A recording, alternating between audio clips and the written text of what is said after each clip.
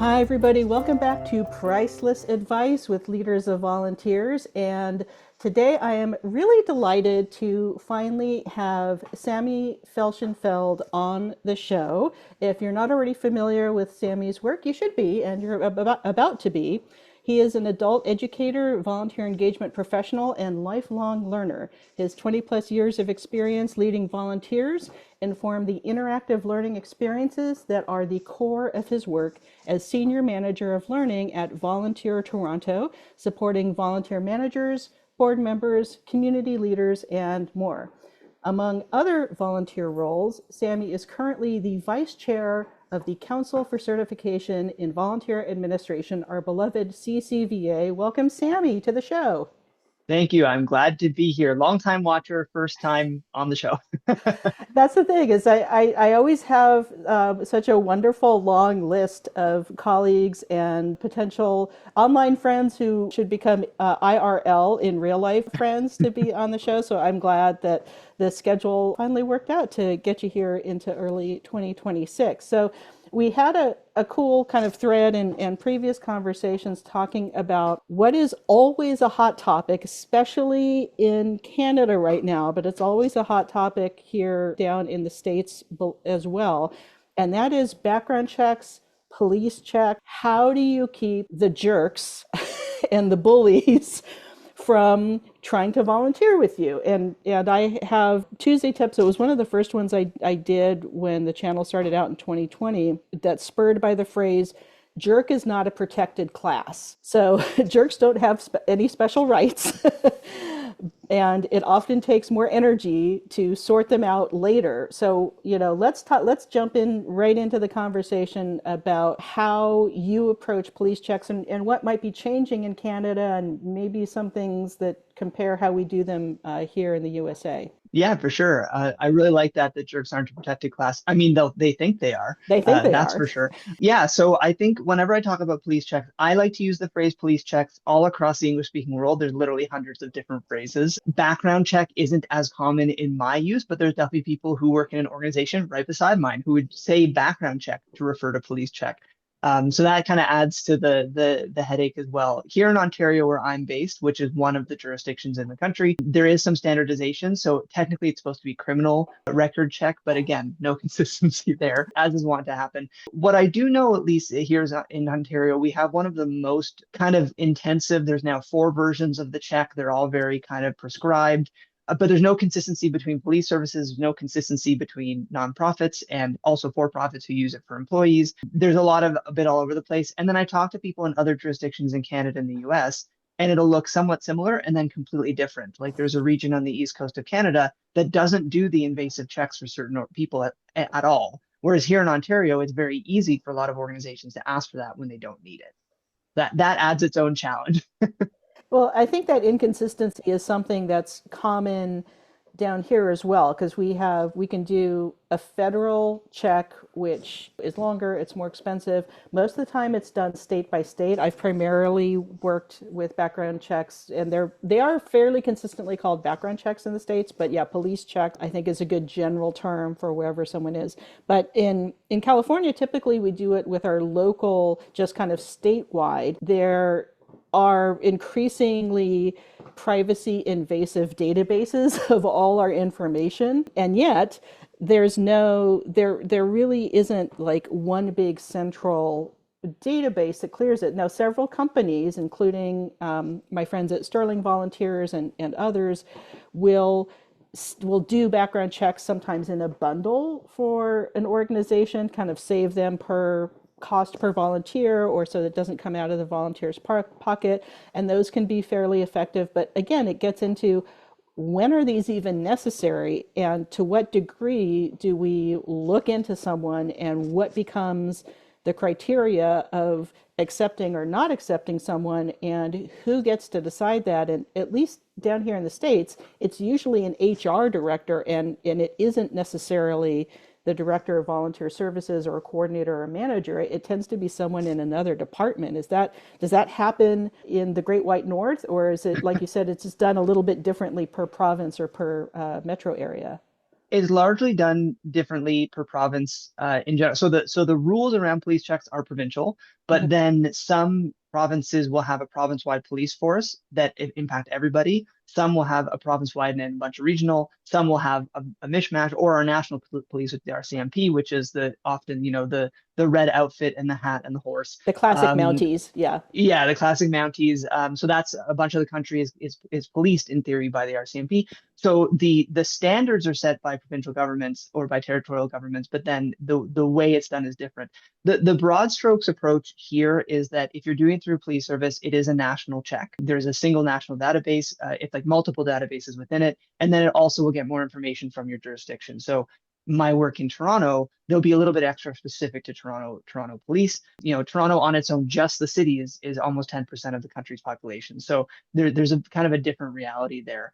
But in particular, what I think is really interesting is that we also, lots of organizations here use Sterling and other Hmm. providers as Hmm. well, just the Canadian version of that. There is a provider that does Interpol checks, so international police checks, which are expensive and slow and kind of silly, Right. is the way I usually say it. Are you looking for a So jewel thief? Because if you yeah, want to catch exactly. the Pink Panther, then that's where you go.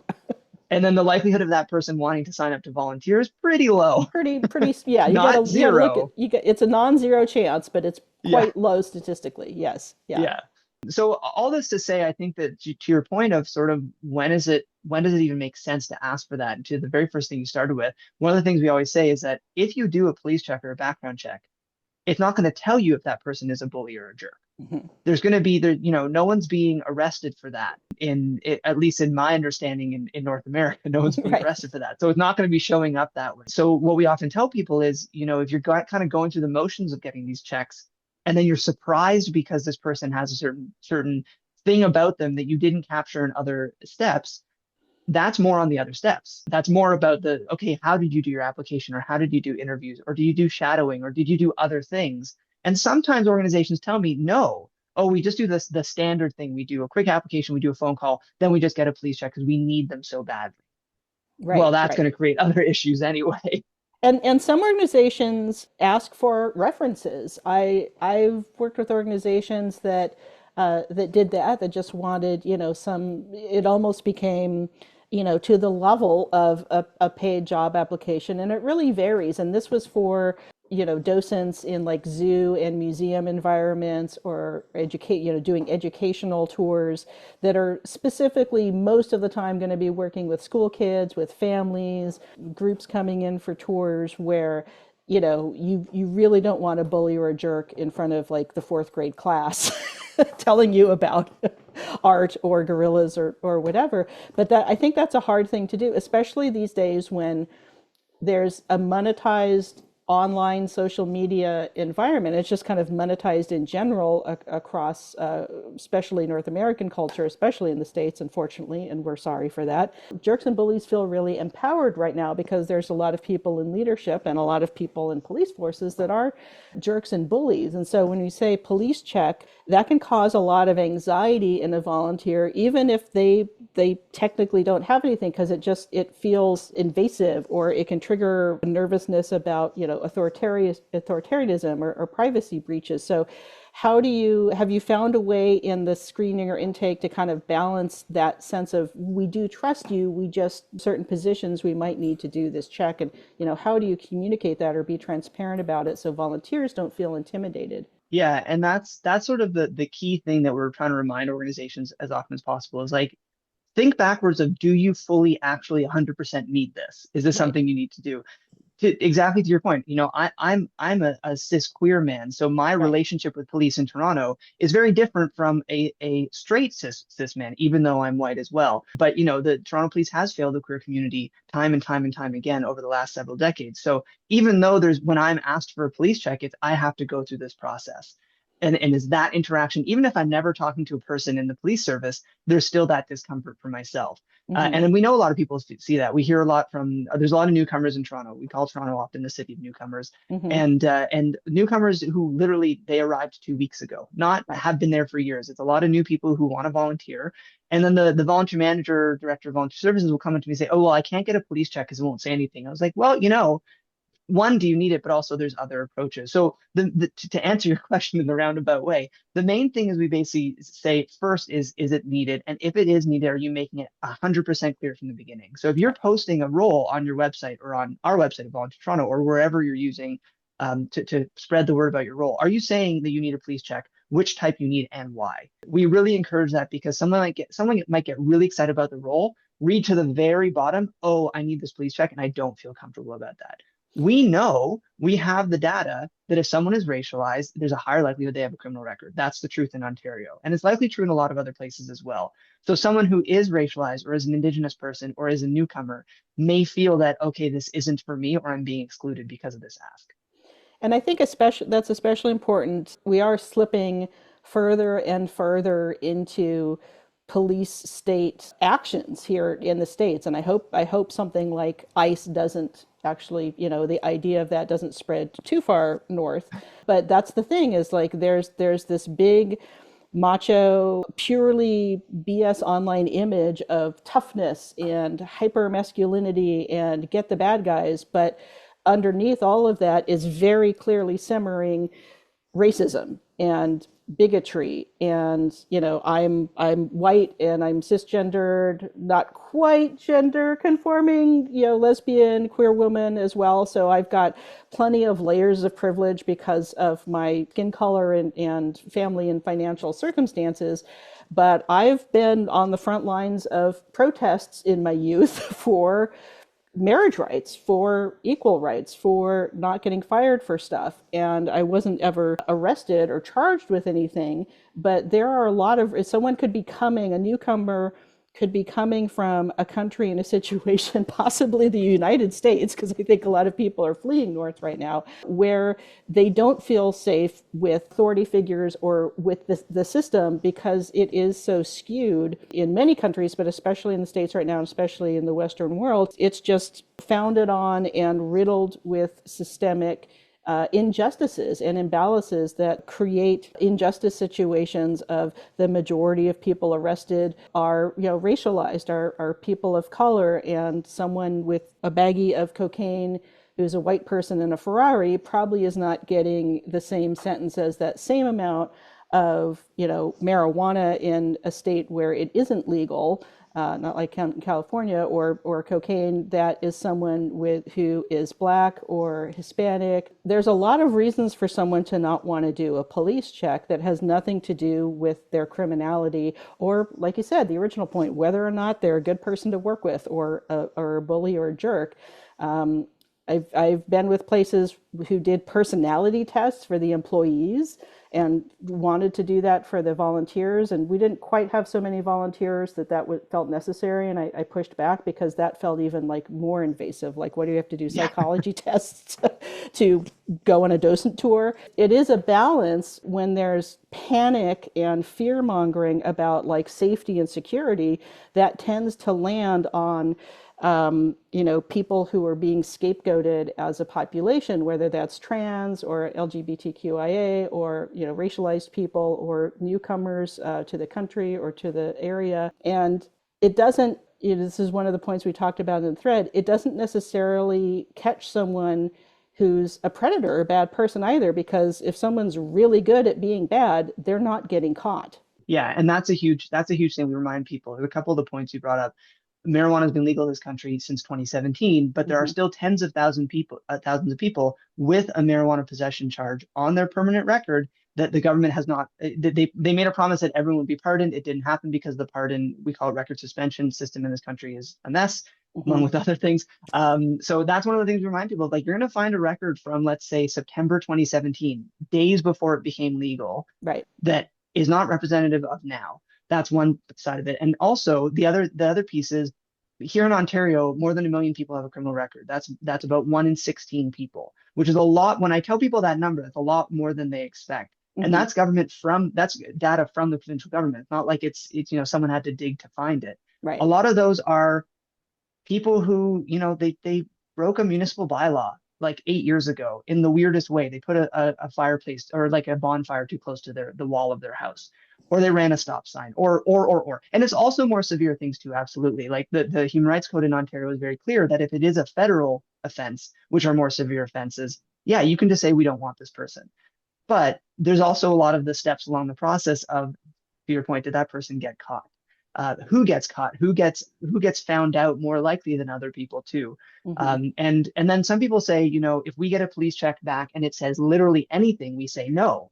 And that's not appropriate either. What if that thing is completely unrelated in every possible way? Right. Or that person was upfront with you from the beginning saying, this will be on my record. This is the story of how I've dealt with this. This is where I am now. I've given you all the information. And that's a big thing I would remind people. It's almost never a surprise when you ask for a background check or a police check that something comes back. They will tell you if they've gotten to that stage in the process, which also is another point I have to mention. We always tell people, and this is something we try to make clear across Canada, you never ask for a police check at the beginning. It's always after you've done everything else. It's the very last step that if you Hmm. have to do it, you're doing this last, just to verify, finalize, make sure you're good to go. But you've already done the other steps to make sure it's the ideally the best person for that role. Right, and I think that's important. Even if it is necessary, really examine why it's necessary, because it serves as as more of a barrier than it serves as a, real mitigation of risk or Mm-hmm. safety, like statistically. And I think it's important to understand that that happens in the States as well. There's millions of Black and brown people in jail and now in ICE detention that literally have no criminal records, that there is a very racialized attack on people happening, unfortunately, in this country right now. And as leaders of volunteers, I think it's important in the states where it's very real danger of incarceration or harm to volunteers showing up if they are newcomers, if they are, racialized, if they've had any other contact with the system. Even in Canada, where something like ICE isn't quite happening, but there is still state violence against, like you said, Indigenous and particularly populations and racialized people, that if you want more volunteers, and in the States, there's very often doing a background check first, which I don't think is right. There's also different laws per city and state. So I'm in San Francisco in California, and in San Francisco, you can't use somebody's criminal record to prevent them from getting a job that they're otherwise qualified for. So that's specific to employment, paid employment. But I've often worked with clients right immediately in the Bay Area where they're trying to be transparent to potential volunteers, and they're trying to remove barriers, and they want people with lived experience, and they're also peer-to-peer counseling, working with people in similar situations, which includes kids and elders and other vulnerable populations as they're defined. And I had a client last year where they were really stuck in this catch-22 where they felt, legally they had to background check people, but when they background checked people, they had the same backgrounds as the clients they're serving, which is what they want in lived experience. And so it became this kind of weird policy balance that took a long time to figure out with their leadership and their board, that being really clear about what might disqualify someone and what won't. And in a Yep. different state, in a different city, it's illegal to say for employees or volunteers, we're excluding people with a criminal record of arson, animal abuse, and these activities. So it's this very inconsistent and really conflicting policy, sometimes with that example within the same agency, of how do we not make this a barrier but still keep people safe? And what are some of the things that you think contribute more to risk management or safety that aren't background checks that you utilize throughout the onboarding or screening process? Yeah, it's a great question. And it comes down to a couple of things. The very first thing is what we always remind people is, 200, 300 years ago, before we had all these hyper-colonial systems, we still had Right, some then, but before we had what we have now, right, communities just helped each other. right, And they still do that now right. without us as nonprofits as the intermediary. But a lot of systems have built up to a point where we are able to do more sometimes with a lot less to be able to support communities. But if you wanted to help a neighbor, you weren't doing a background check to knock on your neighbor's door and help them out. Hmm. The analogy in Canada, our whole country is not always covered in snow, but it is winter, so you're not going to do a background check to ask if you can shovel a neighbor's driveway.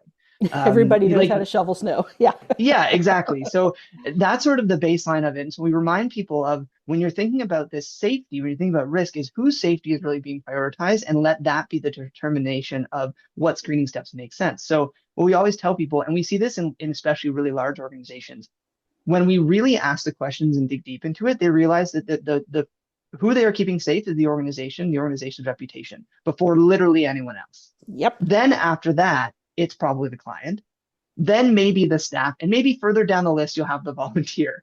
But along similar lines is, and same thing you said about the backgrounds of clients, the friendly visiting is an example I always love to use because it's people who go into the space of, in most cases, go into the space of a client, usually one-on-one, in most cases unsupervised, position of authority and trust, all of those types of things.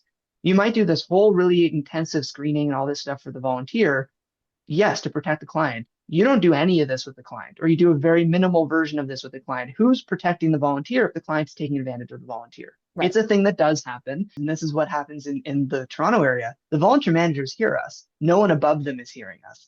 So a lot of what we try to do at Volunteer Toronto now, and a lot of our advocacy the last several months have been, we need the boards and the senior leaders to pay attention to this because they need to know that you can do other screening things. When I ask volunteer managers, what's the most effective screening step? It's almost always the interview. I got to talk to this person. We had a conversation. We had a better sense of what makes sense. And then if they need to be a little bit more in depth, role shadowing is one of my favorite ones is, can you put the volunteer in a situation where an existing volunteer is there? They're going to eventually be one-on-one with the client, but now it's two-on-one. You have two volunteers with this new volunteer. You have this person getting a sense of what the role is like, and you have this other volunteer saying, hey, this is what this experience was like as well. That's sort of one of the ones I always recommend as an easy one. I also really recommend, as much as possible, very hands-on training. It's one thing to, hey, can you come join a Zoom call for 45 minutes to talk about stuff? It's another thing to be like, we're going to bring this to life as much as we can. Because again, it's for that volunteer to see that the reality is there, but also you get something different from sitting down on Zoom or face-to-face in the interview. We're actually doing the thing. Not always easy to do. And I fully acknowledge that a lot of volunteer managers, like, I don't have the time to do this type of stuff. So we say, where are the steps along the way? Maybe you do need, I know it sounds silly, but maybe you need to interview this person twice, but you don't need to check the references and you don't need to do a police check, because that second interview is when you've built a bit of a relationship with them. Right. Every role is going to be different. Here in Ontario, there's a very, very tiny number of roles where there is a law that requires a police check, but a lot of people have a misunderstanding that the law affects them when it doesn't. So that, like, we always try to remind people, like, look a little deeper and then see what you're already doing that's working as well. I completely agree with that assessment of getting to know that person. And again, sometimes there's thousands of volunteers and you can't meet them all face to face. But if trouble is going to arise, or if someone's a problematic personality type or communication style, you can usually figure that out. I feel like as leaders of volunteers, we have really good kind of character check. I play Dungeons and Dragons and other TTRPGs, so we call it like insight check or perception check, but like a gut instinct of, I rolled a natural 20 on my insight check. This person is not going to fit in with this team that they want to be with. Wouldn't it make life so much easier if everyone could just do opposed dice checks all the time? I wish we could just roll a d20 and just know that that's what's gonna happen. Boy, life would be so much simpler, but it isn't. That's why we play the game on weekends with friends. I think this has been important too, is sometimes volunteers have come on board previous to me working with that client, or when I had full-time jobs with agencies. Sometimes you inherit a jerk or a bully. How have you remedied that, or what success have you seen maybe with others in, like, well, I inherited a jerk. They're really like rooted in here, and they could very well be doing an important role and be good at that role, but like nobody likes them and nobody wants to be around them. Or they could be bad at the role, but they're the cousin of a donor, or there might be a political thing. Have you had to face that situation before? I've faced it myself as a volunteer manager, and I've faced it in people management for staff, and I've helped talk to a lot of organizations going through this. One of the things that I always try to remind people, and I've had to experience it myself, is that nonprofits and charities, by their very nature, have to change. So if a volunteer comes in and says, this is how we do things a certain way. One example is a lot of hospitals in Ontario used to have what are called auxiliaries. I know there's a lot of in the States have a similar thing, but it's usually a kind of separate agency that does the fundraising. And it's very much rooted in, first, the wives of the doctors, Right. because all the doctors were men when these hospitals started 100 and Yep. something years ago or whatever, or many of them were. And then it just became, the elders, but the women elders in the community and that sort of thing. It was their identity. It's we do this way. And over time, with better holistic care and this and that, the hospital saying we're doing things differently. We're going in a different direction. And closing down those auxiliaries, which some hospitals had to do over the last decade, have been exceptionally challenging because these people have said, well, I give you all this money and I will destroy you. Like that. That's Yeah. sort of the language they use of like, Vindictiveness. Yeah. vindictiveness, an entitled, Vindictiveness. like, Yeah. Entitlement. I'm helping you and you must accept my help. So part of it is acknowledging with any organization and with your volunteers and your team of like, we do change. These are the changes we're making. But it's also at the end of the day, your whole organization needs to be on side. It can't be something where everyone but the CEO or ED agrees this person has to go. But Right. that CEO or ED says, oh, well, look at their last name. We can't get rid of them. Right. That Yeah, you have to forget. I mean, this is something a lot of organizations we're all in a scarcity mindset. So we're gonna go for the money first. Mm-hmm. But what's the money for? Right. What's the money for us to do? Who are we helping? How are we helping? So it's that reprioritization of whose safety are we trying to manage. In an ideal world, we keep everyone's safety on the same level at the same time. So yes, the organization is there, but also the client, also the volunteer, also the staff, also just the existence of being able to do that work and making the change when, to your point about earlier, like protesting around marriage equality. One of my first career jobs when I was done teachers college and didn't want to teach was for an LGBTQ plus human rights organization. And they told the story of gay marriage became legal in 2005 in Canada, started becoming legal in 2005. The entire board stepped down because they accomplished what they wanted to do. Mm-hmm. So the organization, Sunsetted. Yeah. the board, well, the board was like, we don't need to do anything else. And the board was entirely cis white gay men.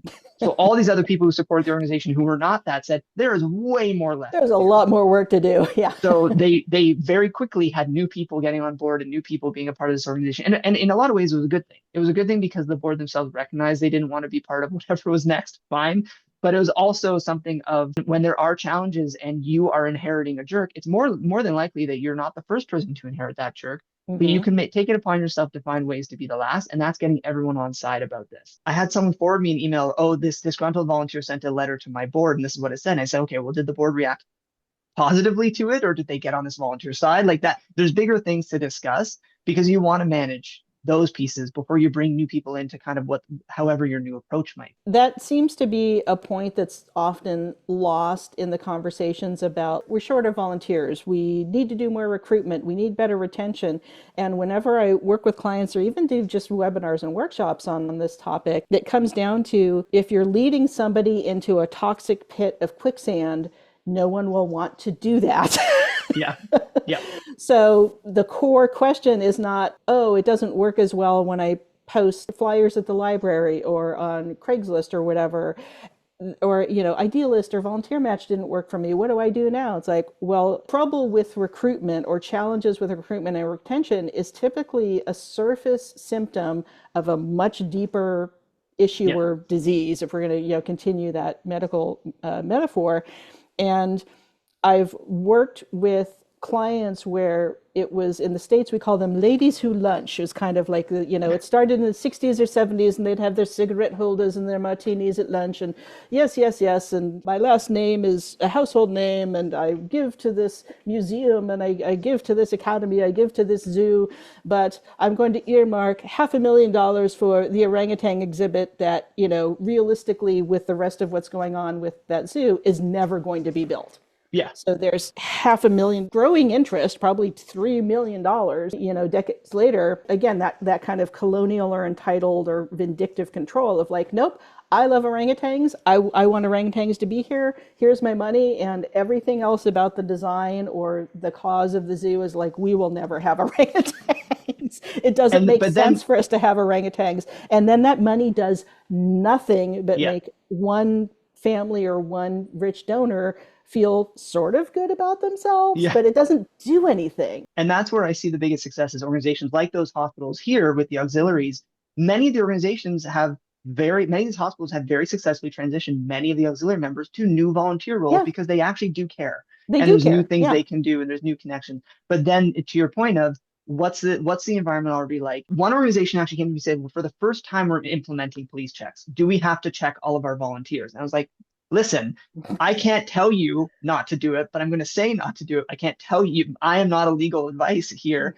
I'm not a lawyer, but what you're basically doing is saying that you're discarding all of what these people have given you. If your environment's already successful, really investigate who came to you.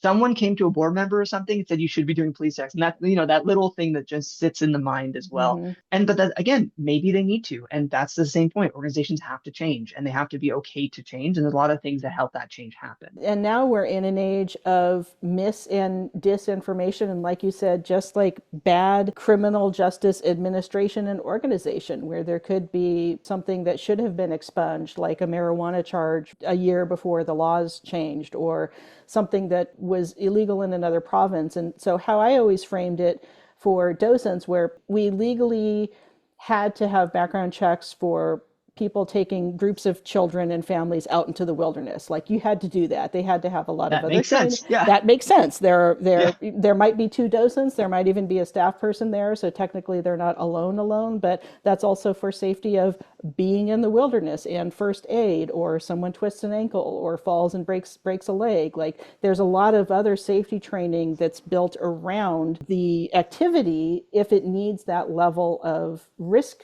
management to it. And so it was more dangerous to have humans out in nature than it was to worry about, say, mountain lions or coyotes, Yeah. which is Yes. what people would worry about. And so, coming from conservation, I see that same kind of flawed logic apply to, well, here's what I hear in the news all the time is mountain lion, shark attack, blah, da, da, da, da. I don't want to swim. I don't want to go on this hike because of that. And it takes a lot of education within the organization and to the public and volunteers that here's what the risks really are. Is it realistic to worry about a mountain lion attack when the most likely thing that would occur that would be problematic would probably be from an insect, a tick bite or a bee sting or a wasp? Yeah. Yeah. That's way more likely. You're probably not going to get bit by rattlesnakes. You're definitely not going to be attacked by coyotes or bobcats or mountain lions. And we have proof on wildlife cameras that mountain lions, the vast majority of the time, specifically change their behavior to avoid human contact. Like, we'll see, Right. a technician coming into, or a volunteer to check on the wildlife camera. 10 minutes earlier on the camera, a cat was like just rolling around, sunning itself, and it hears and sees and smells people way before we know of their presence. Yeah. And we literally watch it leave and avoid contact. So And can you blame it too? and can you blame it? Because we smell terrible and we're Yeah. really loud and obnoxious, and all we do is cause them trouble. So that's an animal being smarter than many organizations are with their And that's the risk thing. assessments. It's the education thing. Like in Right. Toronto, to get the vulnerable sector check, so one of the most invasive ones, Toronto Police is very, very clear that the volunteer role has to specifically be in a position of trust and authority over a vulnerable person as defined by the province. They need to be alone, so there's not other people, like a ton of other people around. Like if it's one or two other people around, that's sort of considered alone. But they also need to be unsupervised. So there's sort of this like, and there's this ongoing contact piece. So we tell people, like, are you hitting all of these boxes? Oh, well, it hits this one box. And we say, no, are you hitting all of these boxes? Is this person building a relationship in an alone, unsupervised position of authority and trust? All of those pieces. If they're just going to, I've had many days, I always tell people, I've been a volunteer signpost. When I was at university, I wore a shirt that said, do you need help finding where you need to go? And I just stood in the same spot for 3 hours during an open house. And I talked to 4 people. I did the job of a sign. But some of those people would have been considered vulnerable. Would it have made sense for me to, in a 2-minute conversation, to have done a vulnerable sector check or really invasive police check? No. And some organizations absolutely are like, well, there's the off chance that a client or a patron will stumble into where the volunteer is. And like, sure, there's an off chance of literally anything happening. Yeah. So, An asteroid could hit us and destroy us, Yeah. like the dinosaurs in the Yucatan. Yeah. Yeah. yeah, And anything can happen. many organizations also do a social media check. And Yeah. what kind of privacy violation is that? People can get fired, or like, it's one thing if somebody is like, I'm a Nazi now, and screw all these other people, and yeah, these other people should be hurt. It's like, yeah, that is a clear red flag of a bully and a jerk. Personality predates religion and ideology is a Brennan Lee Mulligan saying that I agree with very much. Like, no, there's always been jerks in the human population. They just tend to form systems that benefit them over time. Yeah. And the rest of us often get caught up in these systems. But one thing that I trained with docents in a kind of a land conservation agency where we had, open parks and preserves, and then we also did tours on closed areas that weren't quite ready with public trails but had something cool or interesting in flora or fauna or to look at, or geology or history. I did, and I started this at this agency when I started with them in 2010, and it hadn't been done before, and I did it with my coworker who's since retired. Terry Ragaway is great. So training the docents in how to spot predatory behavior. We inherited a lot of people. Some people had complaints or reservations, or like, I don't feel comfortable around this person. There were these incidents, but I don't think anyone wrote them down. But what I found is that if you've inherited people who have been problematic or might be problematic, when you train everybody to it, like a couple people self-selected and just quit. Like they were very clearly squirming.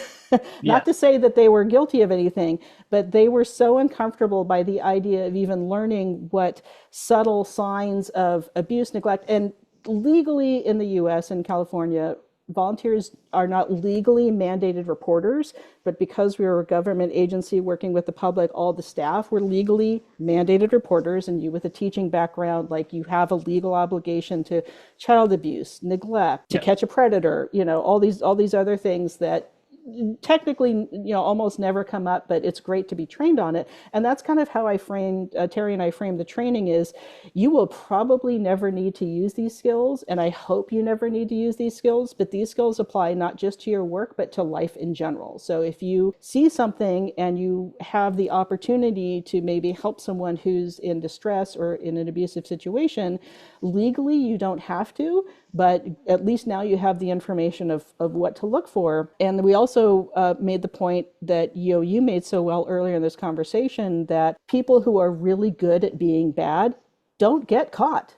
They Yeah. work the system, or they have privilege of skin color or wealth or community position to not have charges brought against them or whatever, are given many more chances to fail or be bad, to fail upward Yes. than other kinds of people. Just watching how people responded to what is supposed to be uncomfortable information, and having a couple of people that others had been like, I'm a little worried about this person, I'm a little worried about this guy over here, they self-selected out. They Yeah. were just, because we were also about to institute background checks that hadn't been done before. And so we did this training, and we had to build trust, and we had to frame it as, it's not that we distrust any of you, but we're trying to catch up with some legal responsibilities that hadn't been in place before as the agency evolved and got bigger. So this isn't anything personal against you. We're not looking for a speeding ticket in Idaho 10 years ago.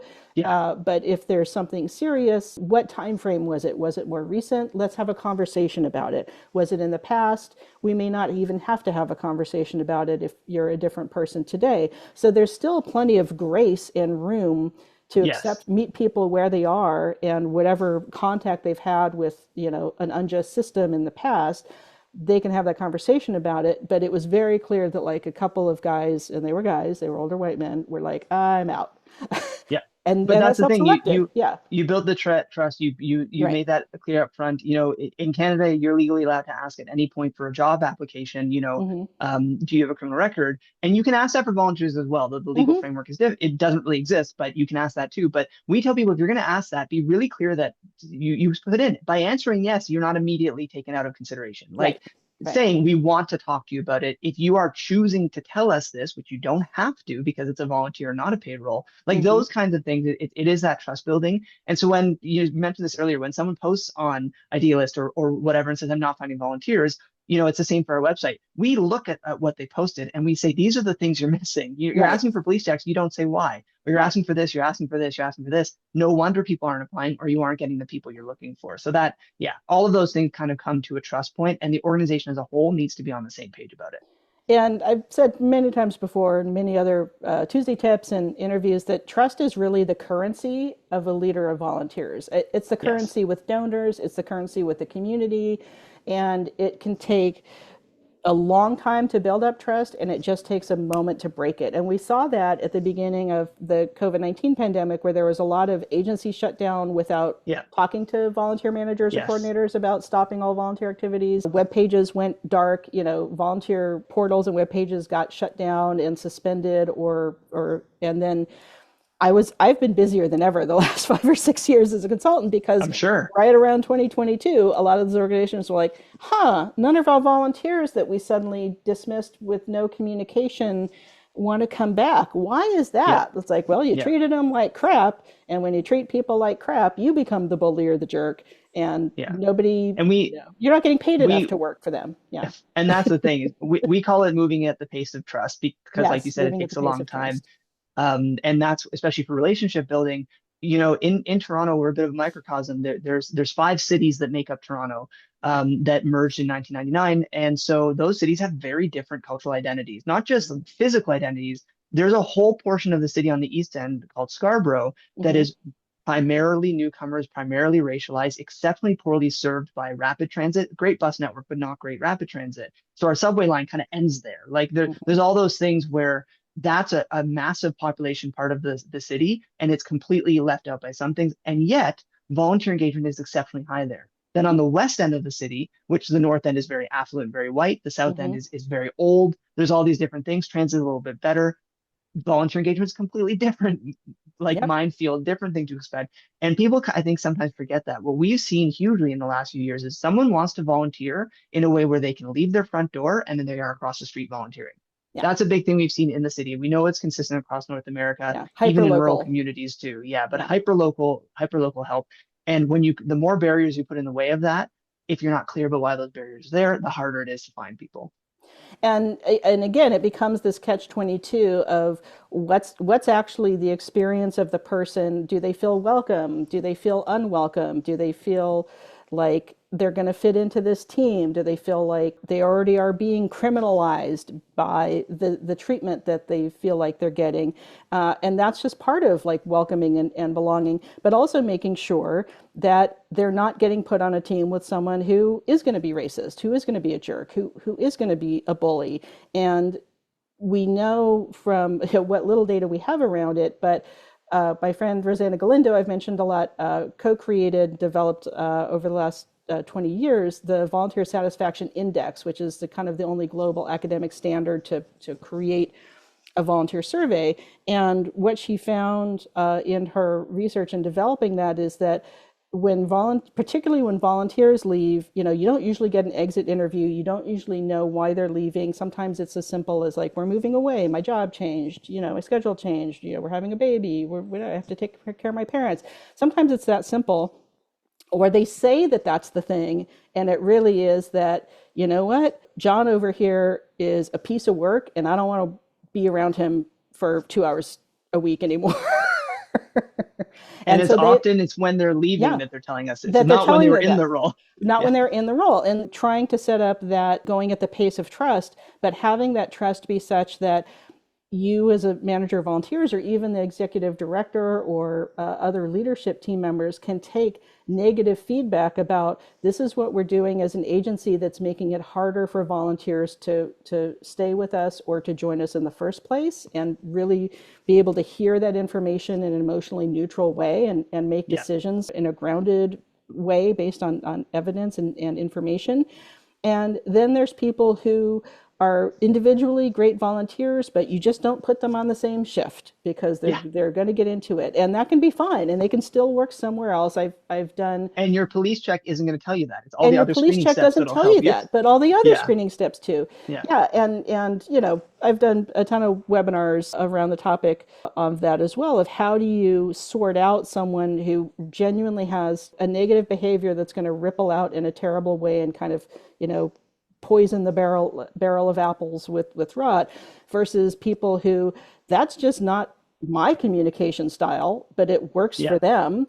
And well, they have a different value system and belief system than I do, but that works for them. And we just don't talk about that stuff, or we say like, don't talk about politics on your outreach booth shift and get into it with this person that is on the opposite spectrum of you. So I think that trust really has to go both ways, that the volunteer trusts to bring you potentially negative feedback or report an incident and trust that it will be investigated, that it's hopefully it's written down in a volunteer handbook and an Yeah. employee handbook that has the same, standards of conduct, so that if they are, abused or insulted by a client, that they can say, hey, I don't want to, and this happened with, Project Open Hand. Volunteers would go to deliver to certain meals to certain clients, and someone would open the door naked, like consistently. Okay, this person still needs compassion and they still need their food. How can we make volunteers feel safe if they're going to someone's house and knocking on the door?